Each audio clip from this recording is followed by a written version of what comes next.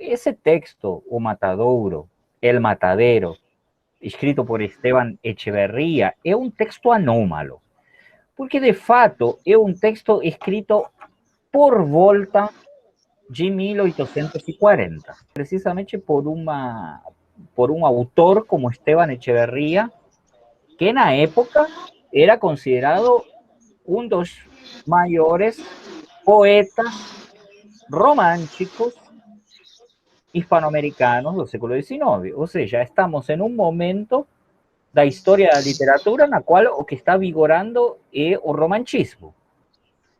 E Esteban Echeverría tinha escrito outras coisas, especialmente poemas, sobretudo um longo poema narrativo chamado La Cautiva, que é uma história romantizada de un casos, digamos, que se daban na época, que era que várias fazendas estaban perto das regiões onde tinha índios, neste caso índios mapuches, ou seja, que ainda conservaban sua estrutura tribal, sua estrutura cultural mesmo no século XIX, e que muitas vezes para sobreviver essas tribos indígenas invadían as fazendas, obviamente para roubar gado, para roubar cavalos, e também levavam mulheres.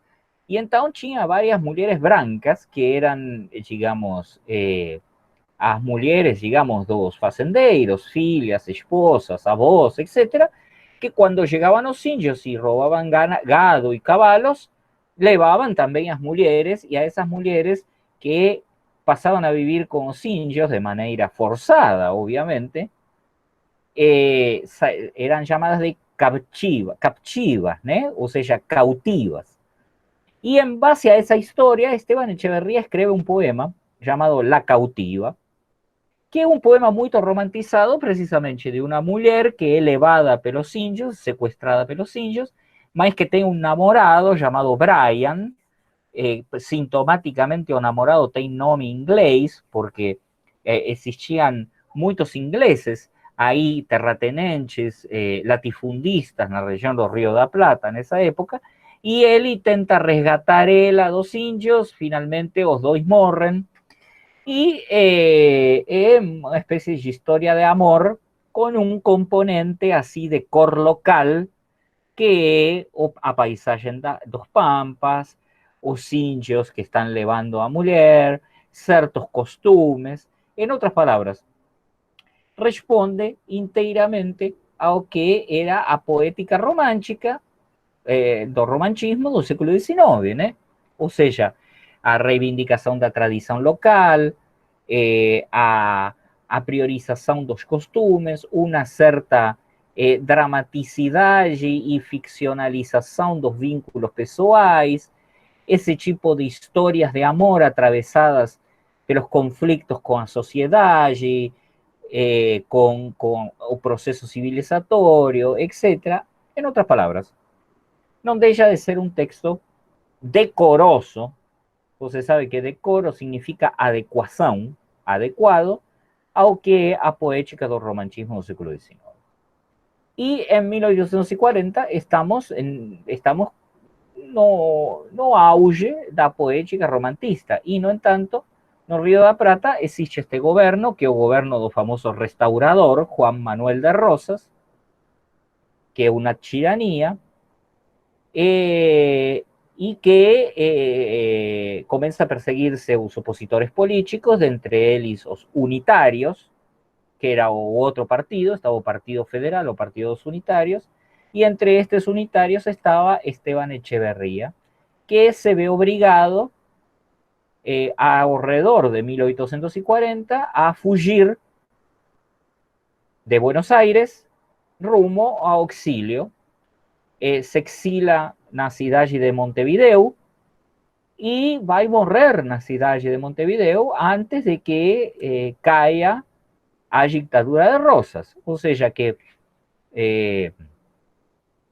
mais ou menos nessa época da escrita del Matadero, Echeverría está fugindo da sua própria pátria, né? E então sabemos que Echeverría escreve esse texto mas ninguém sabe na época que Echeverría escreve esse texto. Na verdade, esse texto só vai ser descoberto quase 20 anos, quase 10 anos depois de morto, quase 20 anos depois de escrito. Supomos que o texto foi escrito ao redor de 1840, porque não sei se você viu que no começo do texto diz: esta história acontece por volta de 1840 e deixa assim como reticências em relação com o ano. Supomos que Eu foi vi. nessa época. Eu...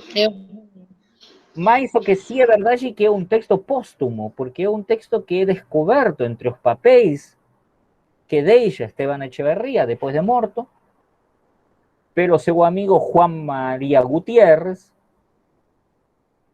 e o próprio Juan María Gutiérrez, quase 20 anos depois de escrito o texto, se encontra com um enigma, porque para ele é difícil classificar esse texto.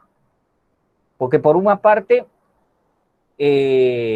Echeverría decide no divulgar ese texto, no difunde ese texto.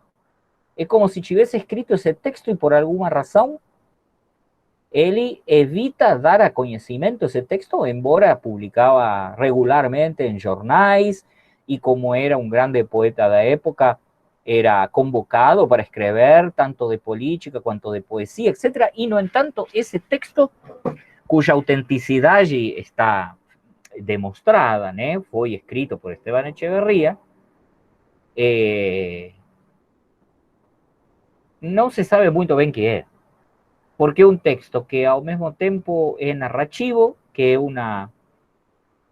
uma forma que Echeverría não cultivava muito, não tem nada da poética romântica, ao mesmo tempo parece anticipar um pouco um certo realismo brutal, ou um pouco um realismo costumbrista violento, a maneira do que na época estava escrevendo Larra na Espanha. Por outra parte, tem um conteúdo político claríssimo, né? Que é sobretudo evidente no final, ou seja, é um texto de denúncia. Se você quiser, é um texto quase que panfletário contra a dictadura de Rosas. É un texto también que na época debe ter sido perigoso para Echeverría, digo, porque si él escreveu ese texto no exilio, bom, muitas veces o dictador Rosas mandaba matar pessoas também fora da Argentina. E se foi escrito antes de ele se exilar, mais perigoso ainda teria resultado, né? Porque era de um opositor político. Então,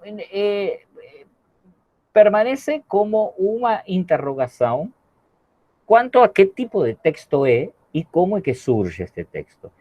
Y de fato, una de las cosas que acontece es que ese texto debe ser encuadrado a partir de todo que fueron las recepciones de ese texto. Por ejemplo, Juan María Gutiérrez, quien descubre el texto, coloca ese texto como si fuesen ensayos literarios, miscelánea, não outorga uma característica ficcional ao texto, tipo um conto. Só vários anos depois, García Merú e alguns outros, já quase na década de 1880 e 1890, vão atribuir a esse texto uma característica ficcional, ou seja, embora baseado em fatos reais, embora claramente propagandístico, panfletário e jornalístico, reconhecem en ele os componentes ficcionais do que seria um conto à maneira moderna.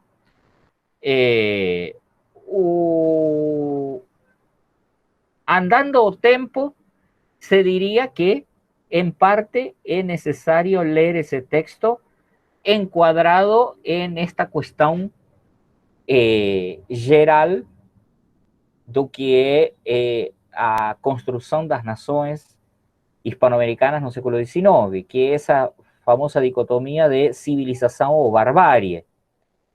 o texto de Echeverría parece bem dicotómico nesse sentido. Por un lado están os civilizados, que son claramente os unitários, são as pessoas ilustradas, as pessoas letradas, as pessoas brancas, as pessoas europeizadas, como a personagem do unitário que aparece no texto, que até falam diferente. E por outra parte está os plebeus, ou seja, os populares, os iletrados, os dominados pelo desejo da carne, da comida e a obediência cega a esta espécie de chefe dono da fazenda que é o dictador Juan Manuel de Rosas, que administra o país como se fosse uma fazenda com animais e que, portanto, estão longe da categoria de pessoas ou de seres humanos que pressupõem os civilizados.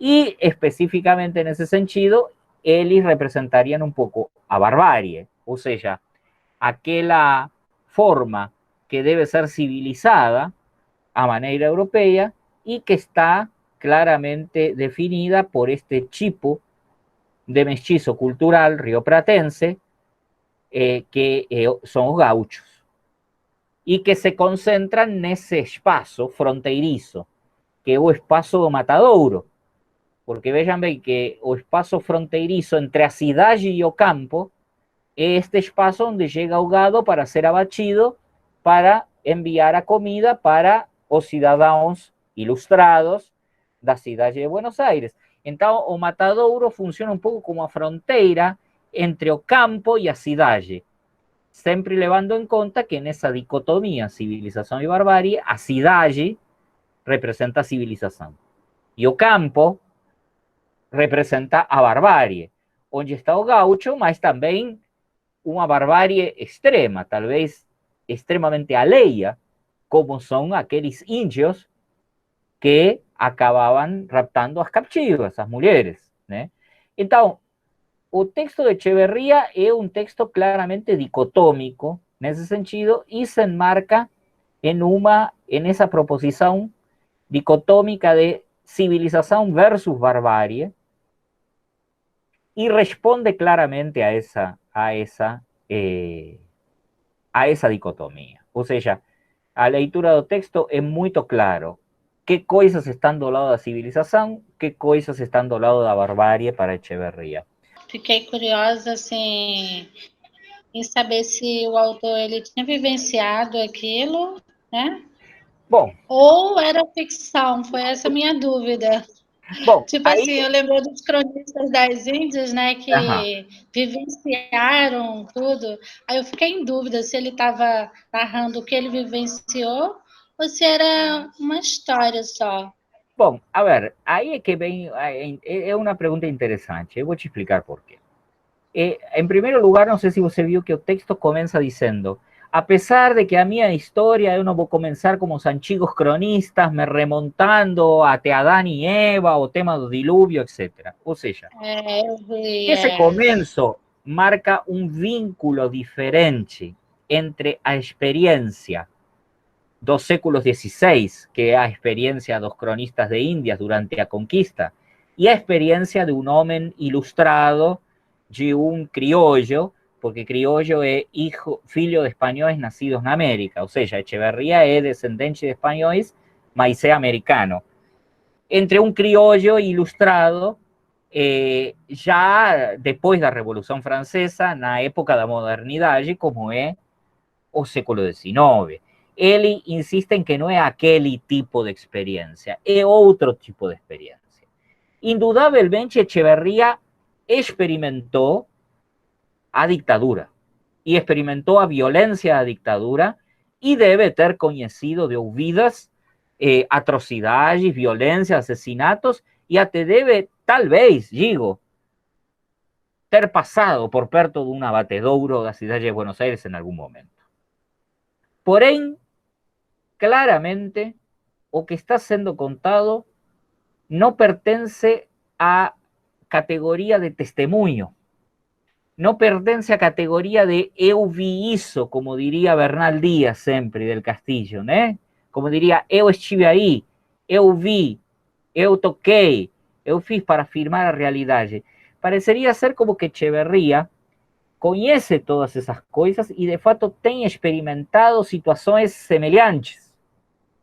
Porém, claramente constrói um relato que é ficcional. Ou seja, que cada uma das partes desse relato está construída em base à imaginação dele, como se isso fosse realidade, que é a característica da ficção. Então, nós não podemos dar a isso o crédito de uma realidade ou de uma crônica. Por isso é que no final do século XIX começam a observar que o texto não é um ensaio, porque claramente é narrativo e não argumentativo. E além disso, tem muitos mais elementos de narração ficcional que servem para caracterizar ele quase que como um conto, como uma espécie de conto mesmo que Echeverría tal vez no tivesse a intencionalidade de escrever um conto. ¿Está?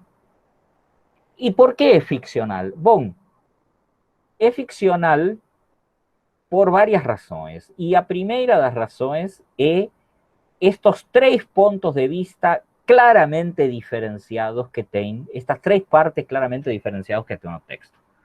Não sei se você viu que o texto começa como de uma forma muito geral, falando sobre a inundação, sobre as enchentes na cidade de Buenos Aires e que isso determinou a falta, a escassez de carne e que não sabiam que comer e que havia um conflito com a igreja, os cidadãos, o governo, etc.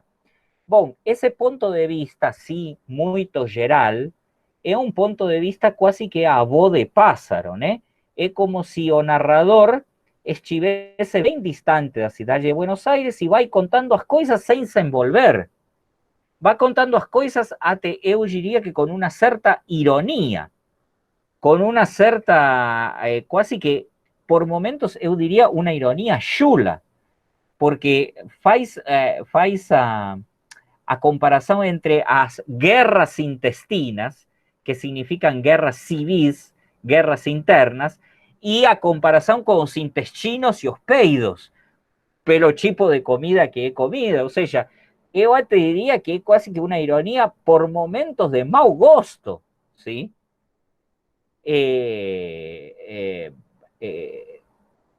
E não sei se você observa que esse ponto de vista distanciado é claramente um ponto de vista crítico da sociedade de Buenos Aires e do governo e da igreja, mas ao mesmo tempo é um ponto de vista que coloca o narrador protegido, por dizer assim, porque essa própria distância permite que o narrador faça jogos de argumentação, jogos de palavras, jogos de ironia, em outras palavras, desenvolva toda uma retórica política. A partir de um determinado momento, mais ou menos na metade, é como que o ponto de vista esse, a voz de pássaro, começa a sobrevoar o território do matadouro. E aí, então, de repente, esse ponto de vista, a voz de pássaro do território do matadouro, desce até o matadouro. E então nós começamos a ter uma narrativa na qual se descreve especificamente o que está acontecendo no matadouro nesse momento. Como se o narrador deixasse de estar assim por sobre toda a situação a voz de pássaro e tivesse descido e se mistura, se camufla, se confunde no matadouro e começa a descrever o matadouro no mesmo nível, de baixo, com os pés no chão, se entende? E então aí vem a terceira mudança do ponto de vista, que é uma mudança muito violenta do ponto de vista, na qual acontece o elemento este que o touro se solta e que o laço do touro decapita a criança, sim? Que é uma situação que até a gente poderia pensar que começou como uma alegoria, né? Digo, a barbárie solta decapitou a uma nação que estava nova, que estava tentando criar uma nação civilizada, porque Argentina hacía poquinhos años que China se independizado y era una nación joven, casi una nación infantil, que estaba creciendo rumo a civilización y de repente se solta o toro da barbarie y decapita esa nación, que es un poco que hacían los federais con los opositores. Los federais iban y decapitaban los opositores políticos y penduraban a cabeza las ruas. Y en ese momento es como que el narrador, no sé si usted observó, desaparece. Porque lo que comienza a aparecer mucho no texto es directamente o diálogo. O sea, es como si las intervenciones do narrador ficasen no mínimo indispensable para poder hacer avanzar o relato, porque na verdade o que comienza a aparecer no primeiro plano é o tracinho, é o travesão con o diálogo entre los diferentes personajes que están actuando no matadero, ¿sí? Como si de repente el narrador estuviese tan indignado y también tan mudo que no puede ni falar y entonces prefiere ceder a voz narrativa para que el lector lea y experimente, por decir así, objetivamente, ao vivo, a palabra dos outros, da barbarie. Eso es una explicación posible. É uma explicação possível, mas o importante não é tanto essa explicação alegórica. O que é importante é que no começo do texto o narrador tem uma voz irônica, uma voz retórica, tranquila, que está um pouco soando o governo, a igreja, etc. A partir de um determinado momento, essa voz se transforma na voz de um testemunha dentro do matadouro e começa uma espécie de voz descriptiva, se se quer. Mas uma voz descriptiva que ainda tem uma certa posição. De fato, por exemplo, aí é quando aparece essa condena claramente racista, né? As negras que estão pegando o que são os miolos e as partes internas da vaca para cozinhar. Ou seja, claramente aí aparece uma descrição de um homem branco que observa as negras, no en la medida en que son personas que también precisan comer, más en que son negras y están trabajando ahí entre las vísceras dos animales. Porém, até ahí o narrador tiene una voz. Parecería ser como que en un momento determinado a voz do narrador fica completamente silenciada y o narrador cede su voz a palabra, ao diálogo, ao que está ouvindo, como si no conseguisse intervir, para dar, por decir así, un dramatismo y una actualidad mayor ao texto. Y o narrador só vai retomar su propia voz no último parágrafo, cuando después de que acaba todo, ele faz una especie de conclusão na qual diz: este era o foco da federação, o matadero, e aí o federais, como si fuese una especie de conclusión argumentativa, que ahí o narrador nuevamente retoma voz y se transforma en un narrador como diciendo: vocês conseguiram ver por vocês mesmos isto. Eu coloquei este quadro para vocês se indignarem igual do que eu. Entende isto?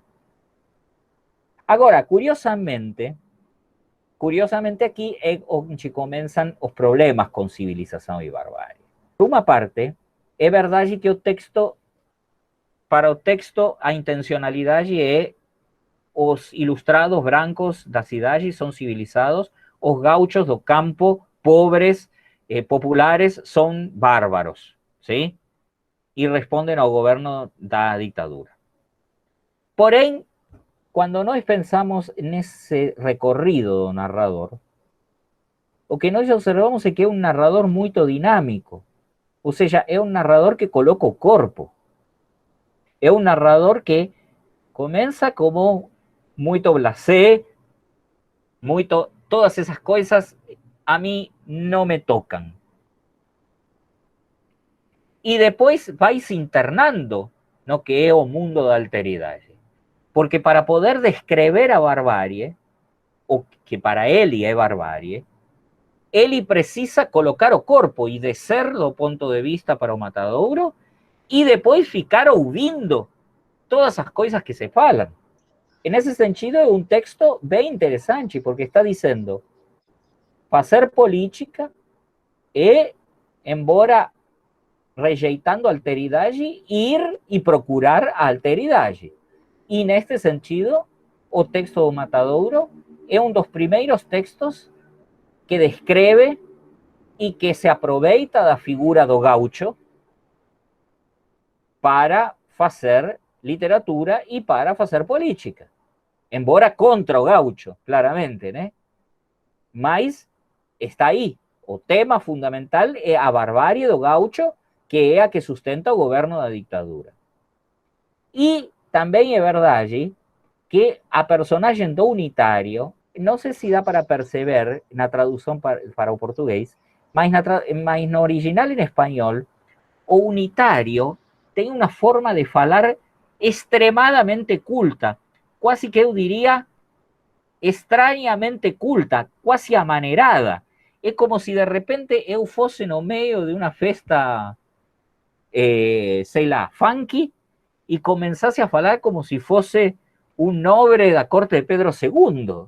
Ou seja, uma coisa totalmente inadequada, entende? Com vocábulos, palavras e até com o uso do vós, do vosotros em espanhol, que é o vós em português, que é completamente arcaico e desusado no âmbito do matadouro e das clases populares, ¿sí?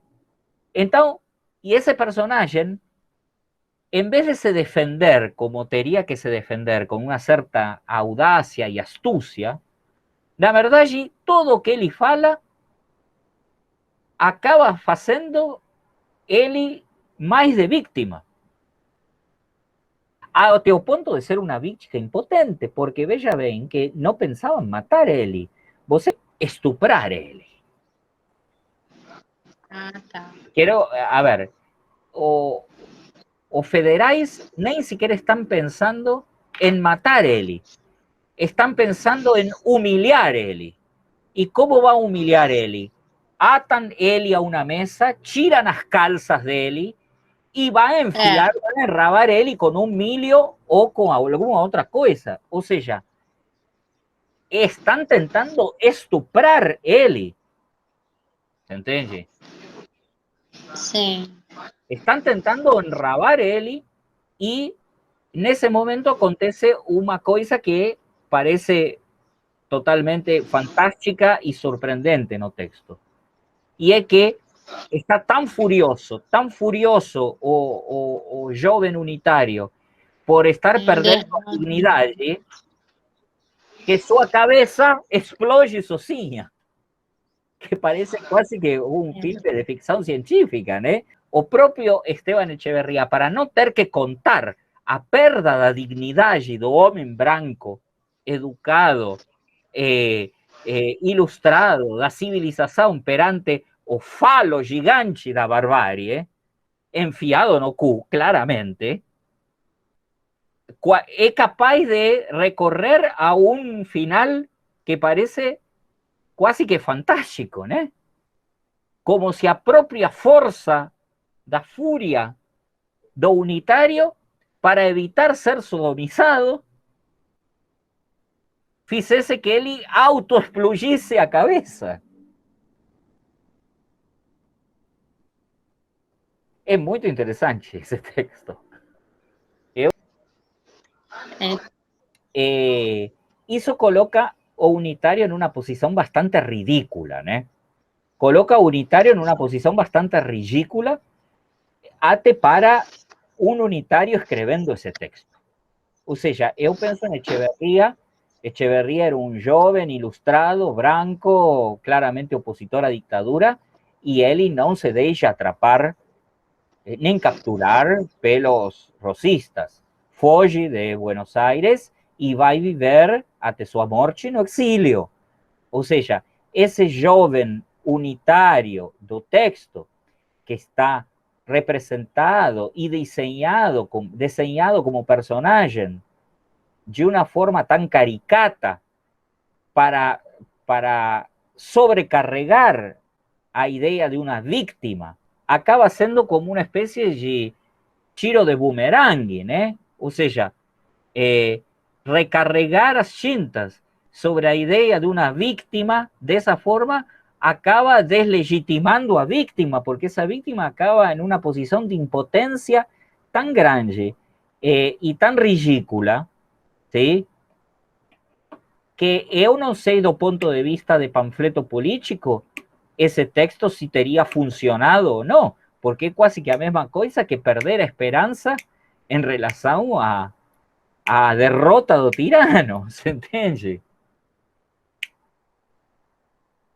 E esta situação tan violenta, né, de estar sendo o unitário ilustrado quase enrabado ao ponto de ter que morrer explodindo sua própria cabeça, eu acho que um texto extremamente, e aqui vem a palavra que rejeita o romantismo, extremamente indecoroso para a época, entendeu? A associação entre violência política e violência sexual até hoje tem alguns traços de tabu, entende?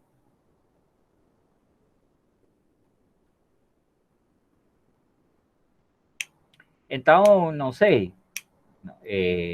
Digo, eu acho que se eu tivesse sido Esteban Echeverría, depois de escrever esse texto, teria relido e teria pensado, olha os demônios que tira este tirano da minha alma romântica, eu vou guardar esse texto porque este texto é impublicável para a época. Isso é um pouco o que eu comento no artigo da bibliografia que eu passei. Trilogia do Matambre. ¿Sí? Ora, existen outras leituras do Matadero, e uma delas, talvez a mais interessante, é a leitura de Ricardo Piglia. Porque a leitura de Ricardo Piglia, na verdade, não está no prólogo a O Matadouro. Ricardo Piglia escreve um prólogo ao texto de Facundo, que é o segundo texto, de Domingo Faustino Sarmiento. Só que para poder entender o Facundo, que é um texto bem mais extenso, Piglia precisa explicar O Matadouro. E a explicação que dá Piglia é precisamente nesta fronteira. Diz, da mesma forma que na fronteira da cidade e o campo está a fronteira entre a civilização e a barbárie, o próprio texto é fronteiriço. O próprio texto demonstra a impossibilidade de fazer literatura no sentido europeu em Hispanoamérica em meados do século XIX. Como dizendo, o texto está a meio caminho entre a literatura e a história, entre a literatura e a crônica, entre a literatura e o panfleto. Utiliza a ficção para fazer política, utiliza a ficção para fazer história, utiliza a ficção para ser um texto que marca, que o que evidencia é a impossibilidade de se dedicar à literatura e meramente à literatura, a maneira dos românticos do século XIX como na Europa. Porque nestas nações novas, a política e a situação social permeia tudo. Então, tem coisas ficcionais? Tem. É um conto? Bom, não é um conto. É um pseudo-conto. Pode ser qualificado como um conto porque tem elementos ficcionais. Mas o mais interessante é que esses elementos ficcionais estão em função de um texto que não tem uma finalidade literária.